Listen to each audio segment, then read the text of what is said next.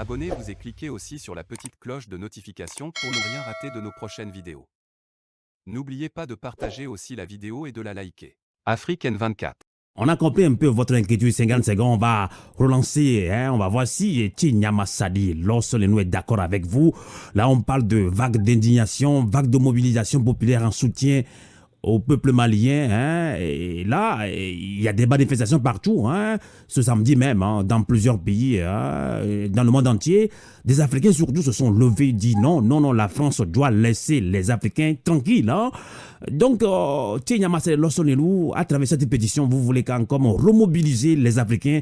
Et c'est-à-dire que maintenant, nous avons compris que nous devons aller dans une synergie d'action au niveau des panafricains. C'est pour ça que vous avez quand même associé Balai Citoyen au Burkina Faso, la RADDHO au niveau de Dakar et d'autres mouvements dont on ne peut pas citer les noms tout de suite, puisqu'il y a tellement de mouvements qui vont se rallier à cette initiative de pétition, de mobilisation et de résistance face à la France-Afrique. Tiens, Marcelo, comment y arriver concrètement à cette union qui fait la force? Oui, absolument, Amos. Merci pour cette question pertinente. En effet, Pyramide est un mouvement citoyen, un projet citoyen togolais, panafricain, et elle remercie, Pyramide remercie le Balai citoyen du Burkina, remercie la RADDHO et tous les mouvements citoyens et d'organisation des droits de l'homme panafricains, parce que l'enjeu aujourd'hui, c'est non seulement de faire front commun, de travailler en synergie, justement pour faire valoir, n'est-ce pas, les droits des peuples africains, le droit de la CEDEAO des peuples en opposition au syndicat des chefs d'État, mais aussi d'apporter ce soutien au peuple malien, car nous sommes tous frères, et les enclos coloniaux dans lesquels nous sommes parqués, en réalité, ces enclos obéissent, n'est-ce pas, à cette volonté d'une certaine colonisation, d'une certaine néocolonisation, de pouvoir nous diviser. Donc c'est le moment pour nous de retrouver cette force africaine. C'est pourquoi nous avons lancé la pétition. Vous voyez, la pétition est signée par des Togolais, des Sénégalais, des Ghanéens, des Maliens, des Burkinabés, en tout cas beaucoup d'Africains, et sans distinction de pays de provenance, de race, de sexe, etc., de religion. Et c'est cette africanité qui est retrouvée, et pour que nous puissions ensemble soutenir le peuple malien. Parce que les sanctions, quand vous les voyez, vous vous demandez c'est quoi le sens de ces sanctions. On ferme les frontières. Vous savez comment nous sommes interconnectés. Le Burkina, le Mali, et d'ailleurs le Mali, c'est la fédération. Le panafricanisme est né au Mali. Donc comment on peut fermer les frontières entre ces peuples-là? Ça n'a pas de sens. Non seulement c'est pas seulement sur l'économie malienne qui a des conséquences. Ces conséquences désastreuses, on les retrouve au Burkina, on les retrouve au Sénégal, on les retrouve en Côte d'Ivoire et dans tous les pays environnants.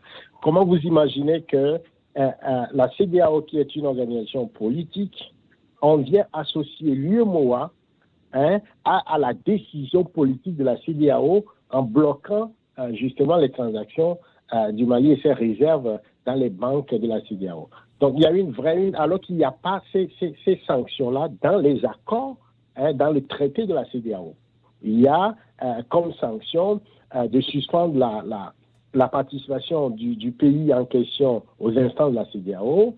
On peut ne pas tenir les conférences, les réunions de la CEDEAO dans le pays en question, ou ne pas soutenir ce pays-là s'il a une candidature dans les instances internationales. Donc, nulle part ailleurs, c'est écrit ces sanctions qui sont sorties de je ne sais où. Donc, il y a une violation du traité d'abord, mais aussi et surtout, il y a une volonté d'assister le pays. Maintenant, si on pose le problème réellement, de quoi s'agit-il? Aujourd'hui, ils mettent en position des forces pour aller attaquer la transition ou les militaires. Mais la question réelle, c'est la question de sécurité.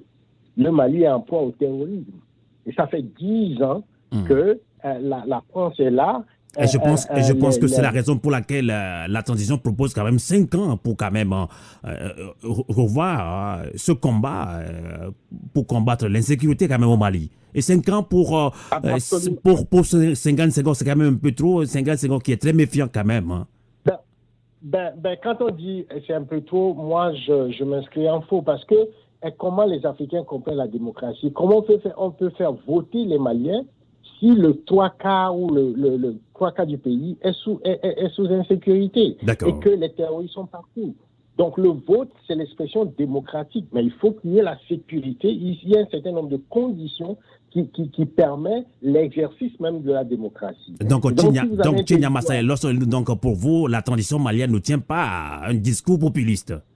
Je ne pense pas que la transition malienne tient un discours populiste parce qu'il faut quand même rebobiner le fil de l'histoire. Il faut avoir quand même la perspective historique de tout ce qui se passe au Mali. Il y a eu un régime démocratique de IBK, paix à son âme. Et ce régime démocratique a été confronté à un soulèvement populaire. Et les 3 piliers de ce soulèvement, il y a la corruption, il y a ensuite la question de sécurité. Plus de 10 ans où la force Barkhane ou la MINUSCA, où tous les militaires des puissances occidentales sont présents sur les territoires, alors que la question de terrorisme n'est pas résolue. Et enfin, il y a tout le déficit démocratique qui fait que le peuple malien était dans la rue. Et qu'est-ce que le gouvernement démocratique a fait? Il y a eu répression, il y a eu 12 morts. Et c'est ce qui a fait pour éviter le bain de sang.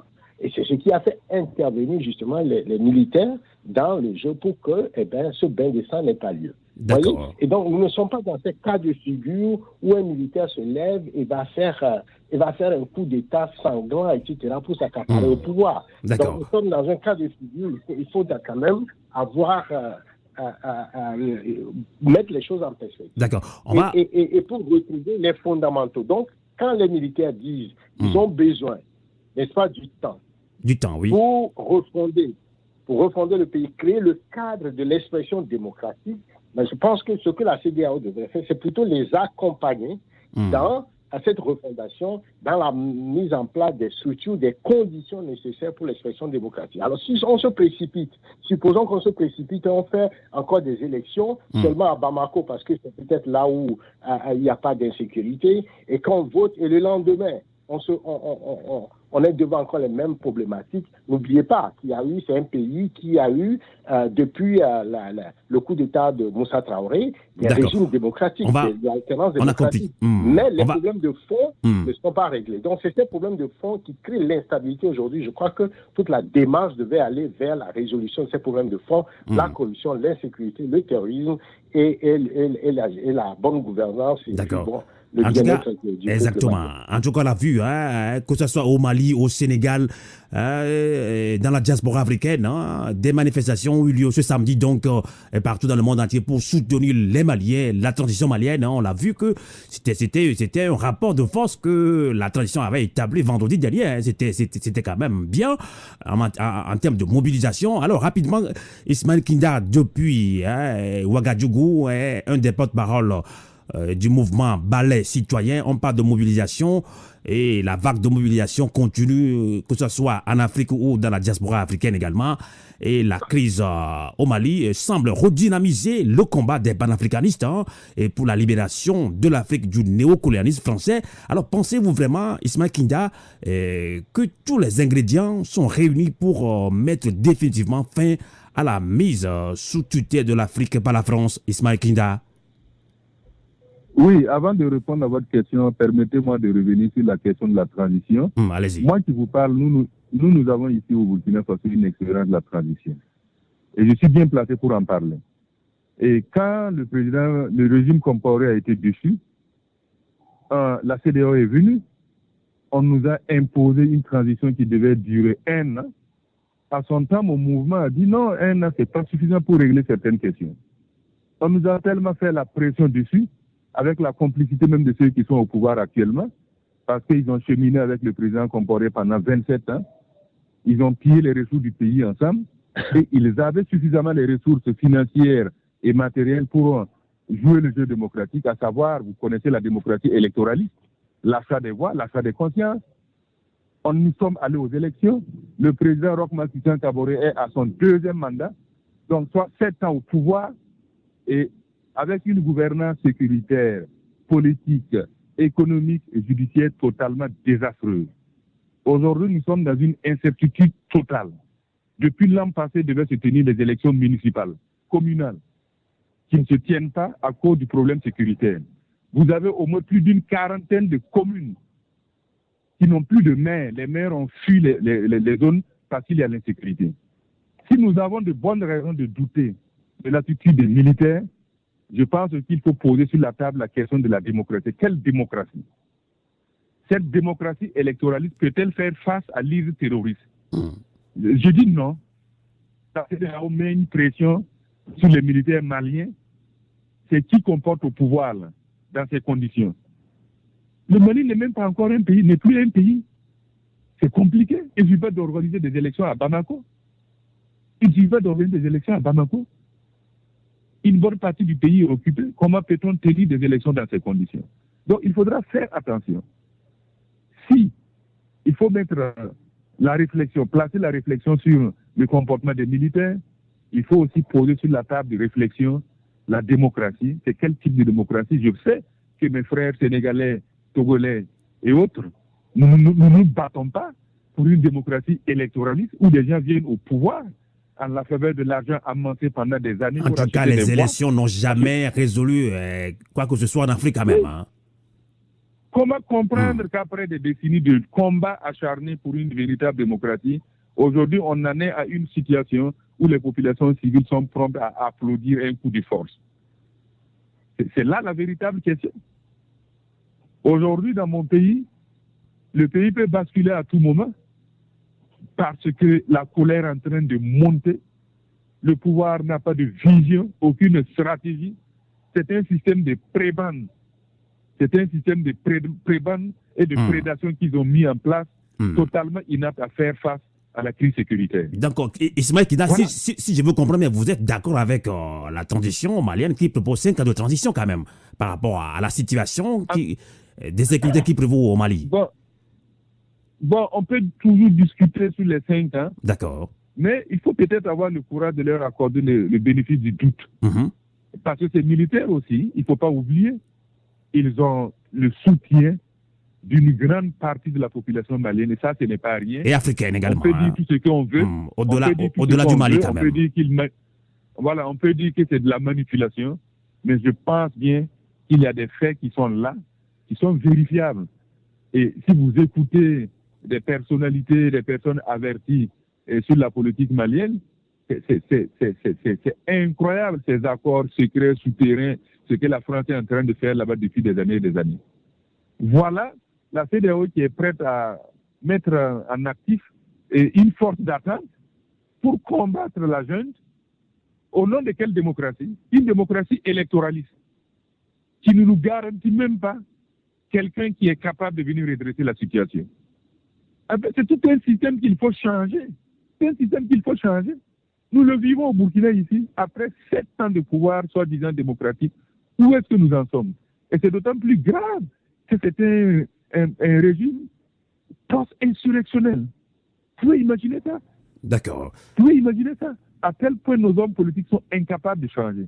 Et je suis d'accord avec mon frère sénégalais. La France ne défend que ses intérêts. Il ne faut pas vouloir à la France de défendre ses intérêts. Et moi, je suis loin de l'idée de faire porter le chapeau, tout le chapeau à la France. Les principaux responsables, c'est nous. Il faudra que nous nous assumions. Vous avez posé la question de savoir est-ce que les ingrédients sont réunis. Je pense qu'il y a beaucoup d'ingrédients qui sont réunis. D'accord. Et ce n'est que le début, je dirais que ce n'est que le début du commencement. À travers des mobilisations quand même. Voilà, nous en avons marre. Et je pense que après ces mobilisations, il ne faut pas que ce soit simplement des mobilisations spontanées. Il faut donner une suite à ces mobilisations. Et comment créer la CEDEAO des peuples, c'est ça? Comment créer la CEDEAO des peuples? Voilà, la CEDEAO des peuples. Vous savez, quand il y a eu le coup d'État chez nous en septembre 2015, pendant même que la transition était en train de se battre pour préparer le terrain aux futures élections, quand la CEDEAO est venue à Ouagadougou, elle voulait entériner le coup d'État. Il a fallu que la société civile et les partis politiques progressistes et révolutionnaires se dressent pour dire non au coup d'État. La CEDEAO n'a pas de leçon à donner à qui que ce soit. C'est ça le véritable problème. La CEDEAO était venue ici pour entériner le coup d'État. Voilà. L'histoire est là. D'accord. L'histoire est là. C'est un syndicat de chefs d'État. Et en tout cas, et les faits sont têtus, on ne peut pas avoir confiance à cette structure-là. On ne peut pas avoir confiance à la CEDEAO. Et je pense qu'il est bon que la jeunesse africaine, les patriotes africains, les panafricanistes s'assument. On ne va pas s'assumer deux fois, il faut qu'on s'assume définitivement. Il faut qu'on s'assume définitivement. La France a le droit de défendre ses intérêts et nous avons le droit de défendre nos intérêts. Il faut revoir tous les accords. Il faut revoir tous les accords et il faut renoncer, il faut mettre fin aux francs CFA sans délai. Ça sera sans sentiment. C'est un combat impitoyable. La France ne va pas faire du cadeau. Elle va mener ce combat-là sans pitié. Il ne faut pas qu'on se trompe. Elle défend ses intérêts, c'est son plein droit. Il faut que nous aussi nous défendions nos intérêts. D'accord. C'est clair, c'est net. Exactement. C'est sans état d'âme. C'est sans état d'âme. Exactement. Voilà.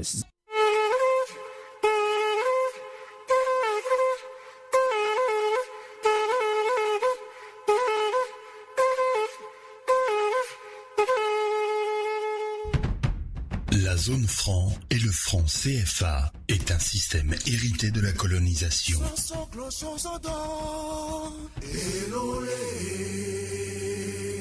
Le franc CFA freine le développement de l'Afrique.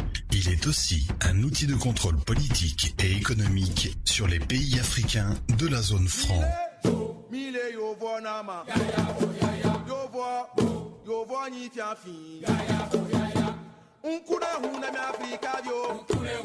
Peuple d'Afrique, dirigeants africains de la zone franc CFA, pour la souveraineté de nos États, ensemble, optons pour un retrait massif de la zone franc.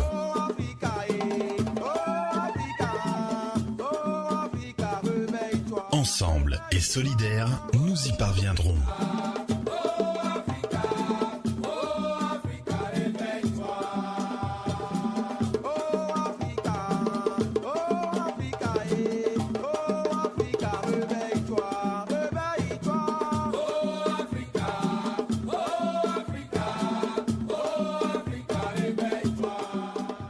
Ceci est un message du groupe Fenêtre sur l'Afrique en Suisse et dans le monde.